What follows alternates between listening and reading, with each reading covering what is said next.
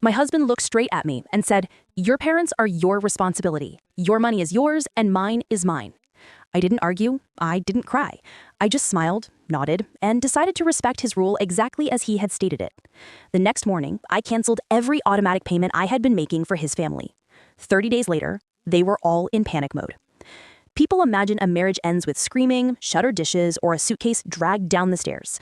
Mine began ending at 7:15 on a rainy Thursday evening in a townhouse outside Denver when my husband Marcus walked into our bedroom with his tie half undone and dropped his keys on the dresser so hard they bounced. Day 30. I had been counting. My mom called me crying, he said. Her mortgage payment failed. Dad is behind on the SUV. Jenna says her insurance got canceled.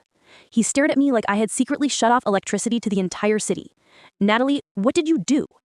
I was folding clean sheets. I remember that because the sheets had been a gift from my mother, Susan. She had bought them during a January clearance sale, along with towels, kitchen linens, and half the practical things Marcus and I had needed when we moved in. She had hosted his family at Christmas, cooked for them on birthdays, and welcomed them into her home for 3 years. And exactly 1 month earlier, Marcus had looked at me across our kitchen island and declared that my parents were not his problem. So I looked up and gave him the same calm smile he had given me that night. I stopped making your family my responsibility. He sat on the edge of the bed as if his knees had suddenly forgotten what they were for. To understand why that sentence hit him so hard, you have to go back 3 years, to the first months of our marriage, when I made the mistake of being very good at helping. My name is Natalie Brooks. I'm 33, and for almost a decade I worked in bill and compliance for a large hospital system in Denver. Most people hear that and imagine spreadsheets. They're not wrong, but the real job is messier. I spend my days inside insurance denials, payment plans, disputed charges, coding errors, financial assistance applications, and the tiny details that decide whether a family pays $500 or $5,000. The work teaches you 2 habits quickly. Document everything, and never trust what someone casually says about money. Read the statement, follow the numbers. At work, I lived by those rules. At home, for 3 years, I ignored both. Marcus was 36 and sold commercial medical equipment. He was charming in the polished conference hotel kind of way. He remembered people's birthdays, knew which wine to order for a table, and always reached for the check when other people were watching. Everyone called him generous. It took me far too long to realize there are 2 kinds of generous. Generous with your own money and generous with someone else's. Marcus's family lived about 25 minutes north of us in Thornton. His mother, Diane, was 62 and volunteered at a community center. She cared deeply about appearances, how the yard looked, what people wore to dinner, whether anyone knew when money was tight. His father, Richard, was 65, recently retired from warehouse work, quiet enough that when he spoke, everyone listened. Marcus's younger sister, Jenna, was 28, working reception at a dental office, and somehow still getting back on her feet. The monthly support didn't begin as some dramatic $2,500 arrangement. It began with $450. 2 months after our wedding, Diane called Marcus because their mortgage account was short after Richard's overtime disappeared. Marcus had just had a weak sales month and told me he'd pay me back after his next commission, so I covered it. The next month, there was another gap. Then Richard needed help with his SUV payment. Jenna's car insurance jumped. Then came a dental bill, a utility warning, a cousin who needed help with a deposit. At first, every payment came with a story and a promise. Eventually, there were no stories. There was just a date. By the end of our first year, the automatic transfers from my checking account looked like this: $1,350 toward Diane and Richard's mortgage, $550 for the SUV, $350 for Jenna's phone and insurance, and another $250 for small emergencies. Total, $2,500 every month. Diane called it family helping family. Marcus called it what good spouses do. Whenever I hesitated, he used the sentence that worked on me for far too long. They're my family, which means they're your family too. For a while, I found that comforting. What I failed to notice was that the sentence only worked in one direction. Because my parents were helping us too. My father, Alan, and my mother, Susan, had contributed $16,000 toward our wedding and never mentioned it again. When Marcus's Audi needed a major repair in our second year, my dad handed him the keys to his old Honda Accord and took the light rail to work for weeks. My mother hosted Thanksgiving 3 years in a row. She cooked for everyone while Diane stood near the counter offering opinions about the stuffing, gravy, and turkey. Susan still packed leftovers for them. Alan still slipped Marcus gas money when sales were slow. My parents never asked us for anything. That made it easy for Marcus to pretend they didn't count. Looking back, the warning signs were clear. Marcus said, "We," whenever money left my account. "We take care of family. We help when people need us." But whenever money came into my account, he switched to you. "You got your bonus, right? You're getting that raise in January?" I noticed. Of course I did.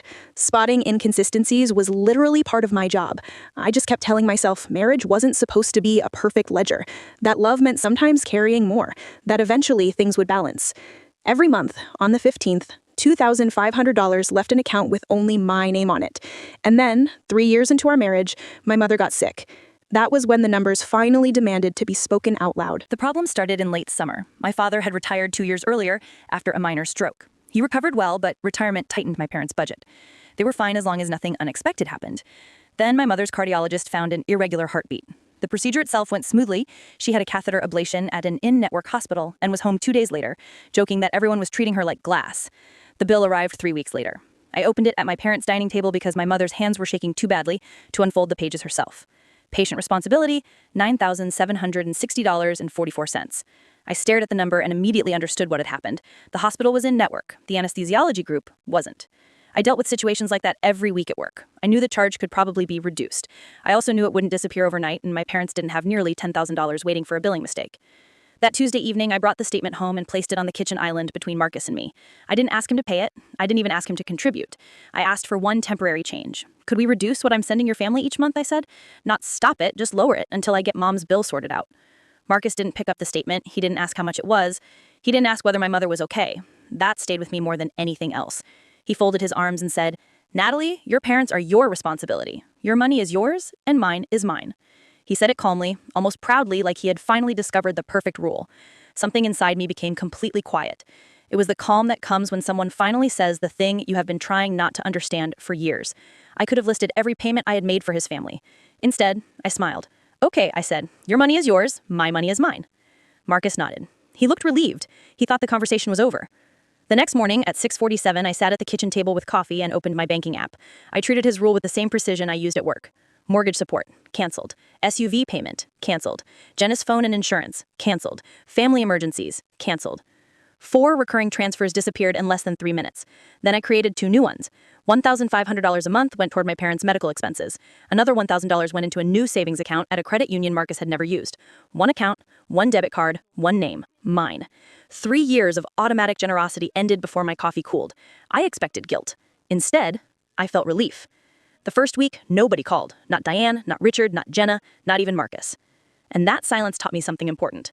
For 3 years, his family had been receiving thousands of dollars every month, yet not one of them had ever bothered to check where it was actually coming from. The silence lasted until the second Thursday. I was standing near the vending machines at work when my phone buzzed. Diane. "Hi, sweetheart. Did something happen with Marcus's transfer? The bank says nothing came through." I read the message once, then again. Marcus's transfer. For 36 months, the money had come directly from my paycheck out of my personal checking account. Nearly $90,000. And somehow the woman receiving it believed it had all come from her son? I stood there holding my phone while 3 years of small memories rearranged themselves. The birthday card Diane had given Marcus in March. "Thank you for always taking care of us." Christmas dinner, when she squeezed his shoulder and told everyone, "We don't know what we'd do without him." Richard, once raising his glass and saying, "You're a good son." Every compliment, every thank you, every moment Marcus could have corrected them. He never had. My husband had spent 3 years building a reputation for generosity using money I earned, and apparently it had never occurred to him that I deserved even a footnote. I typed one reply. "There's no banking error. Marcus decided our finances should be separate. Please talk to him about any future support." I pressed send. 3 dots appeared almost immediately, then disappeared, then appeared again. No message came. By the 3rd week, concern turned into panic. Jenna texted me 6 times in one afternoon. "Is there something wrong with the account? My insurance payment is Friday. Did you forget?" "Natalie, seriously. Hello?" The final message was just my name followed by 4 question marks. I didn't respond. Marcus had given me a very clear philosophy. His family, his responsibility. Richard called twice and left no voicemail. That bothered me more than Jenna's messages. Richard rarely called anyone without a reason. A quiet man making 2 unanswered calls felt like thunder somewhere beyond the horizon. Diane finally left a voicemail. Her voice was soft and careful, the voice she used when other people were listening. She said there had obviously been some misunderstanding, and that families should sit down together before money caused unnecessary hurt. There was no misunderstanding. For the first time in our marriage, I was doing exactly what Marcus had told me to do. What surprised me most was that Marcus still hadn't confronted me. He watched basketball. He complained about traffic. He talked about a sales meeting in Phoenix. Apparently, nobody had told him yet how badly things were unraveling. That Sunday evening, while he sat downstairs watching a game, I opened my laptop. 9 years in billing compliance had trained me to react to uncertainty in one way: document it. I created a folder called Household Records. Nothing dramatic, nothing Marcus would notice if he happened to see the screen. Inside it, I saved screenshots of every message from Diane and Jenna. I exported Diane's voicemail. Then I downloaded 36 months of bank statements, one PDF for every month. I renamed each file by date and began highlighting every transfer connected to Marcus's family. At first, I told myself I was simply protecting my memory, but somewhere underneath that explanation, I already knew better. I wasn't creating a memory. I was creating a record.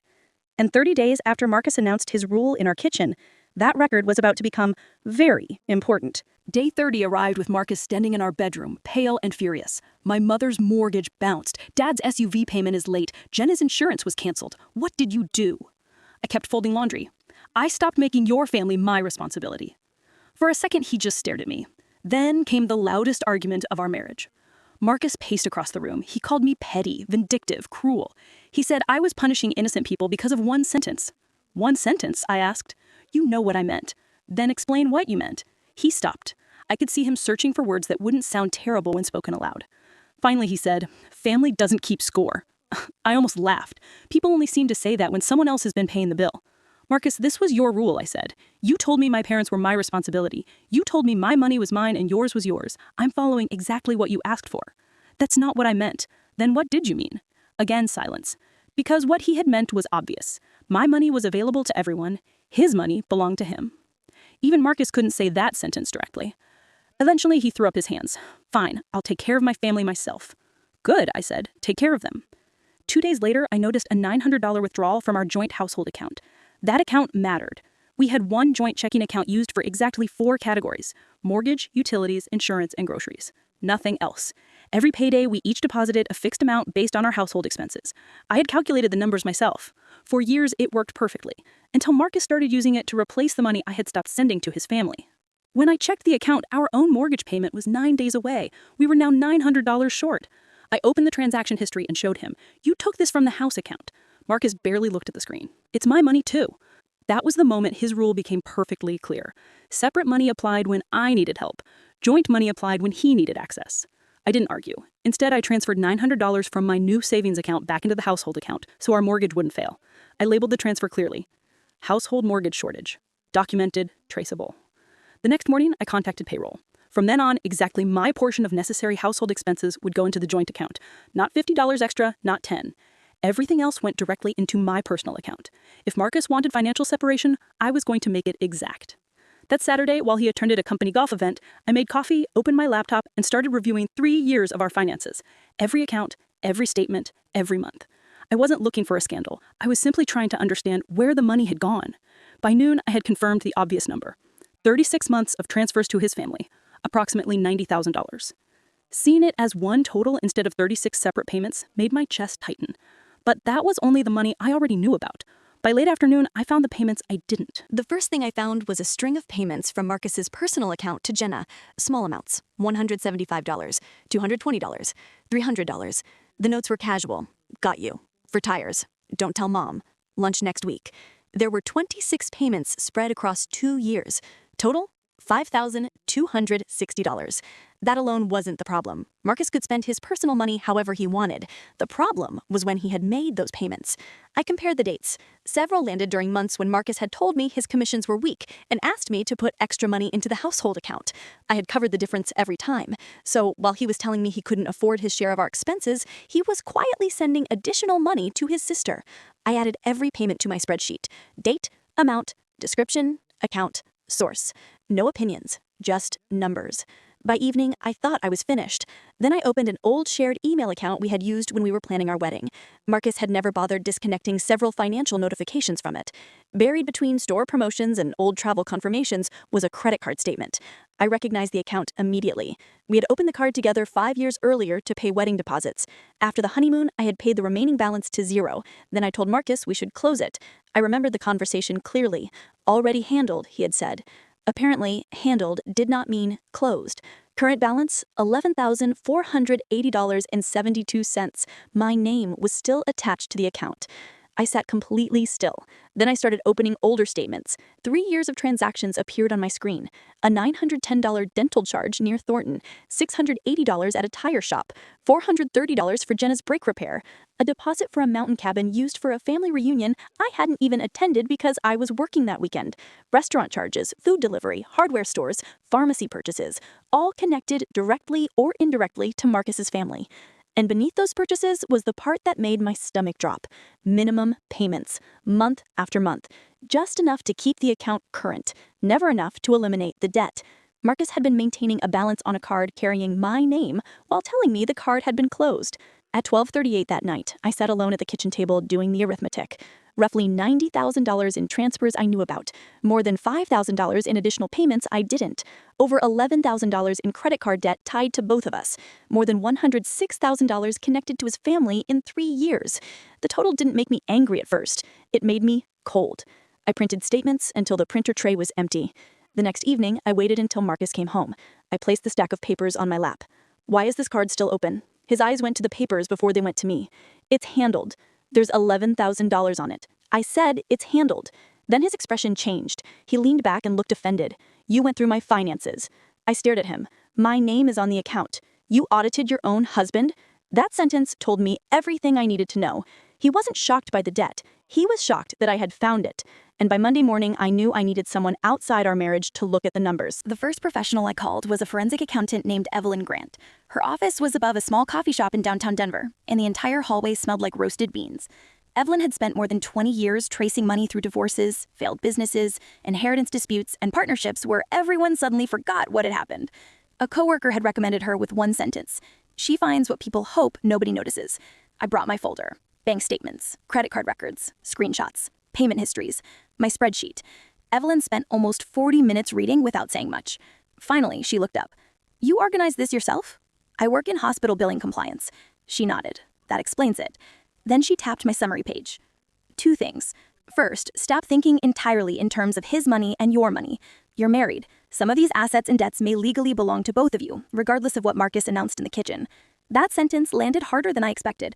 Second, she continued, from now on, behave as though every financial decision you make could someday be explained in front of a judge. She counted the rules on her fingers. Don't empty accounts, don't hide money, don't destroy records, don't move things around trying to be clever. Document everything and be boring. Boring? Boring wins. That afternoon, she had me pull my credit reports. I had always maintained excellent credit. 2 years earlier, my score had been just under 800. Now it was 646.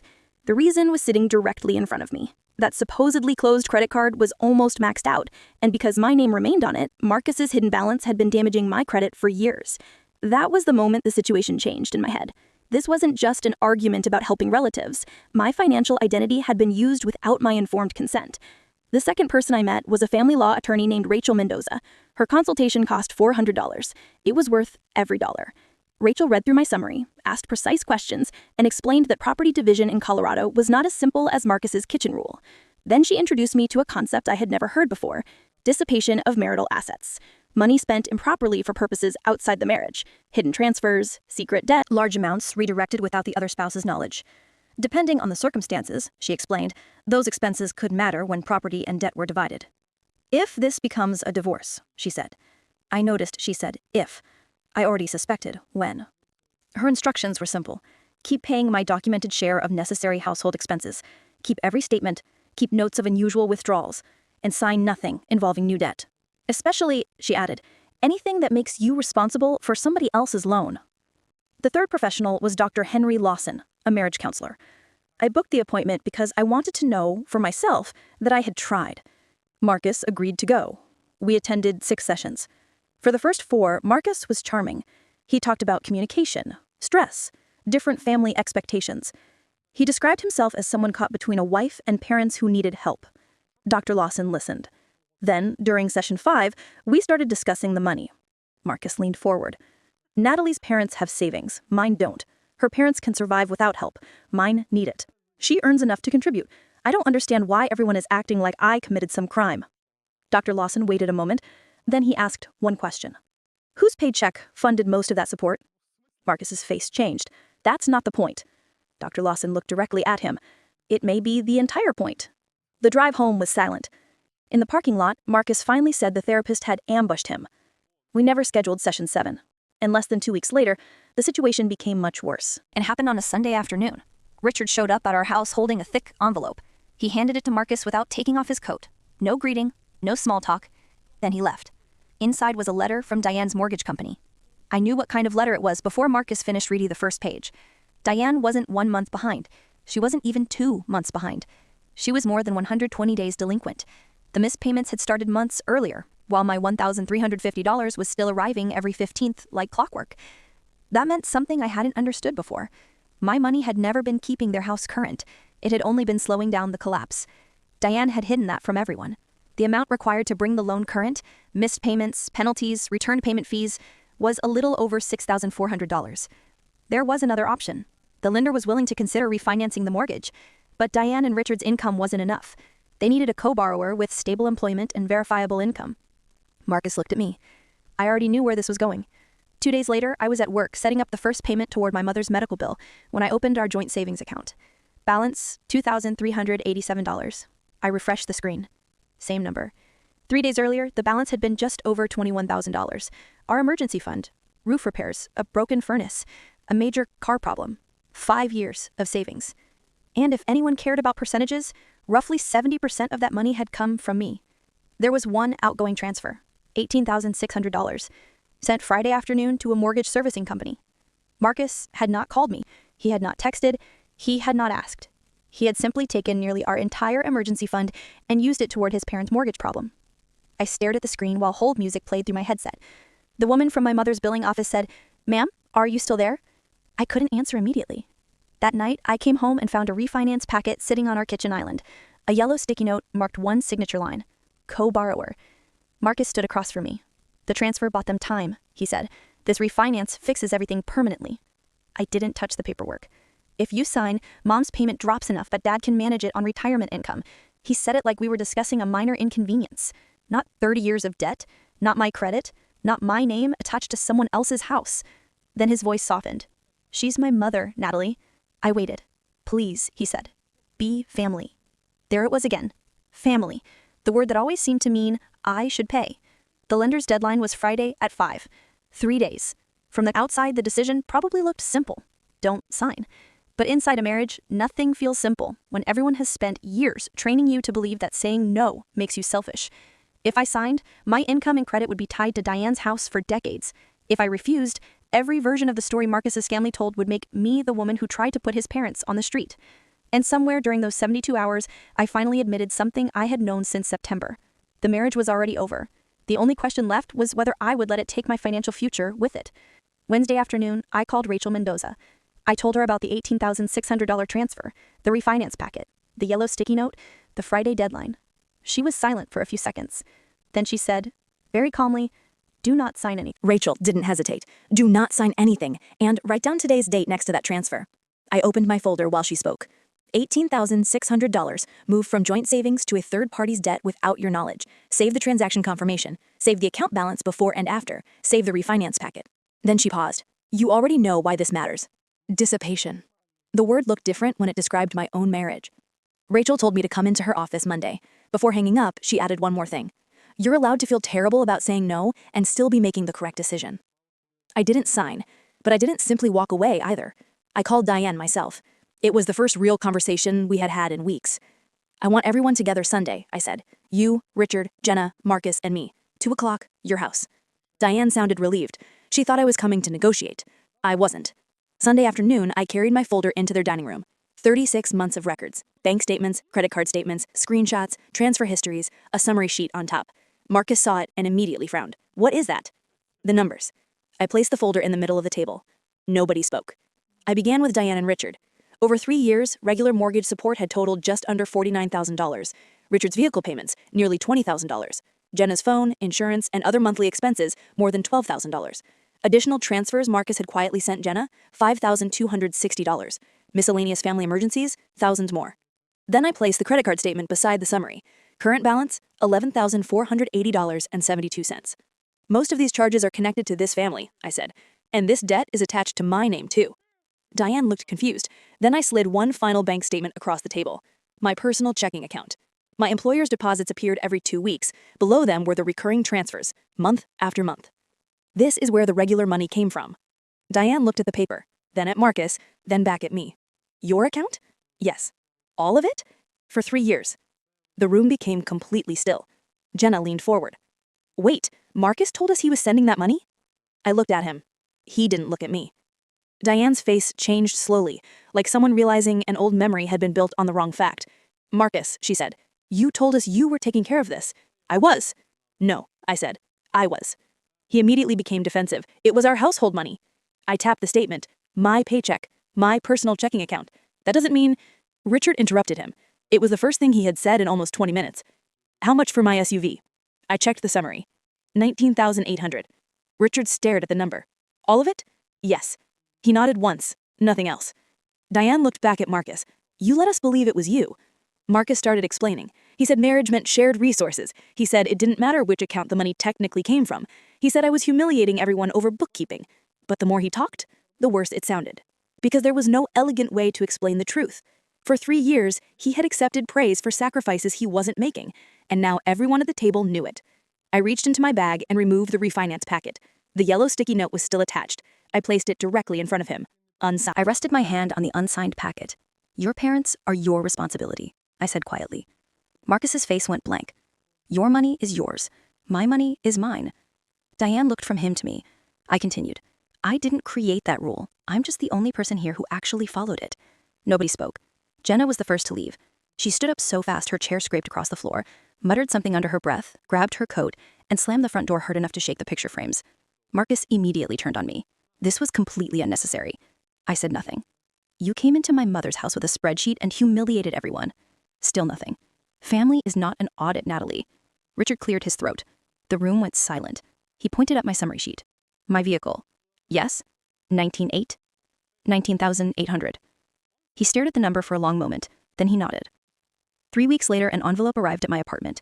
Inside was a check for $200. The memo line said, SUV. Another one came the next month, then another. Richard never apologized. He never wrote a letter. He simply started paying me back. Sometimes the quietest person in a family understands accountability better than everyone else. There was no big holiday dinner that year. My mother cooked anyway. 4 people, too much food. Nobody criticized anything. 11 days after the family meeting, Rachel filed the divorce petition. The process lasted just under 6 months, and according to Rachel, it went unusually smoothly for one reason. You made everything boring. The folder mattered. Every transfer had a date. Every unusual withdrawal had documentation. Every credit card statement was saved. The $18,600 Marcus had taken from joint savings became one of the most important items. He tried to describe it as family assistance. Rachel described it as marital money moved toward a third party's debt without my agreement. The distinction mattered. So did the records. A significant portion of that amount was ultimately accounted for against Marcus's share when assets were divided. The house was sold the following spring. We didn't get exactly what we hoped for, but there was enough equity to separate cleanly. The split was not perfectly equal. Neither were the circumstances that created it. I kept my retirement accounts. I kept the money I had saved separately after Marcus announced his rule. And because I specifically requested it, I got my father's Honda Accord back. The same car Alan had loaned Marcus when his Audi broke down. Marcus didn't fight me over it. Maybe some part of him understood. The old credit card became his responsibility as part of the settlement. His name, his balance, his payments. Getting my name removed took paperwork, phone calls, and patience, but eventually it was done. Repairing my credit took longer, almost a year. But slowly the score climbed. 646, 647, 648, then finally back above 780. Evelyn sent me a message after I told her. Full recovery. I laughed when I read it because it sounded like something a doctor would write in a chart. The strange part was that she was right. Not just about my credit, about everything. Marcus eventually became the sole co-borrower on his mother's refinance. For the first time, the financial responsibility he had spent years describing as weightless landed directly on him. And apparently, it was heavier than he expected. 8 months after the refinance closed, Diane sold the house anyway. She and Richard moved into a smaller 2-bedroom place in Westminster, about 10 minutes from Jenna. Jenna picked up extra weekend shifts. Richard kept sending the $200 checks. Nobody ended up homeless. Nobody's life was destroyed. The money didn't disappear. The responsibility simply moved back to the people it had always belonged to. For years, Marcus had acted as though supporting everyone around him cost nothing because he rarely felt the cost himself. Now he did. And apparently, it was expensive.